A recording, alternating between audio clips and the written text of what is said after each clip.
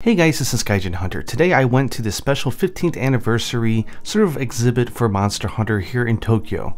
This is an event created by the company Naked, which is a creative company that does these type of exhibit type things, and everything was split into two different parts. There was the experience area and then the exhibit area. So once we went downstairs, this was the exhibit area, and you had to pick up a black light flashlight, and from there it was a walkthrough experience of all the different terrains in Monster Hunter, and sort of having fun using your flashlight to highlight tracks, monster mucus, and stuff like that. Very themed, I think, to Monster Hunter World. It was very dark, so I apologize for the image quality is really bad here, but we were allowed to take photos and video of the first part of the exhibits, so I wanted to show you what this was kind of like.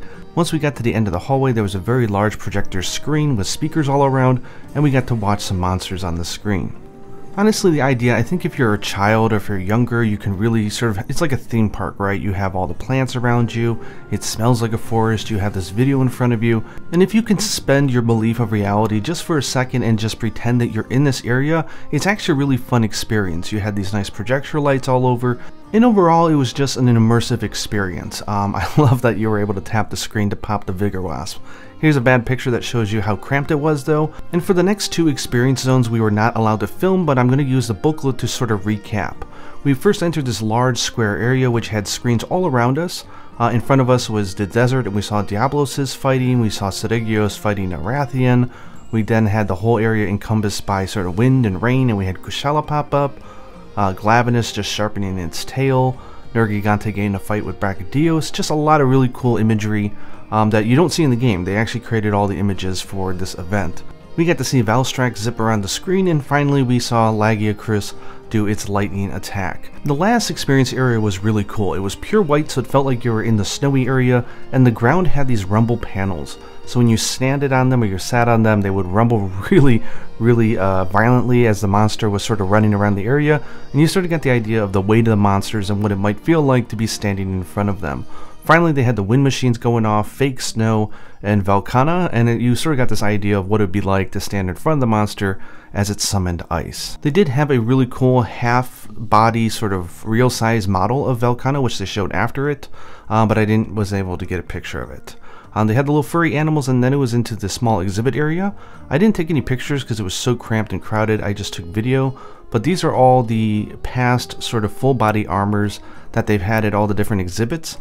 So we had like Lagiacrus, Zinogre, Gormagala, the Hunter Brave set, Seregios, Glavenus. These are always themed off of the male design of the armor, but they use these during like the Monster Hunter Festa and all the different type of exhibit shows that they do here in Japan. So I love being able to see these things because they're so well crafted, and it just gives you a really good idea of what the armor might look like if it was crafted in real life. Across this corner here we did have Valstrax, who for some reason my camera, I got fixated on it. I'm not sure why. Then we had Nergigante, which I think you guys have seen in the West. I think they brought this to some shows if I'm not mistaken. And then we had the full body armor for Velkhana, which is awesome. That mask really reminds me of the Kushala armor.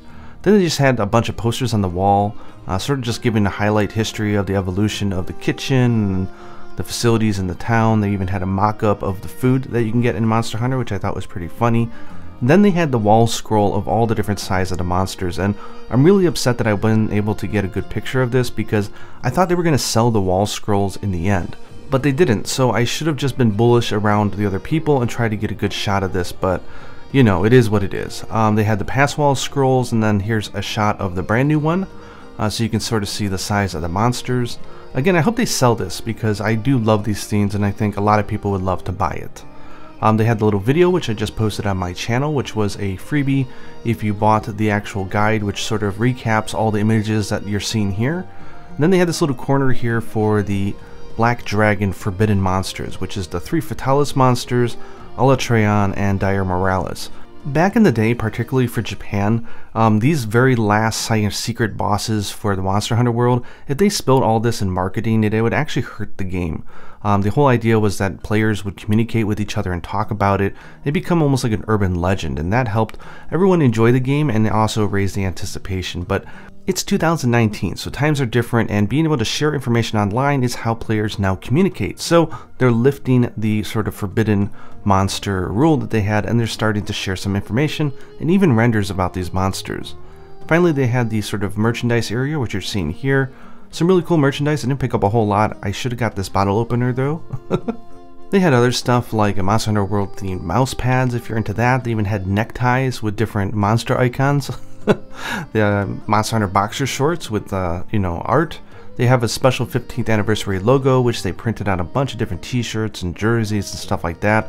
I thought it was a little too gaudy and a little too big for my taste, but special merch is special merch. They even had these kind of really expensive metallic posters.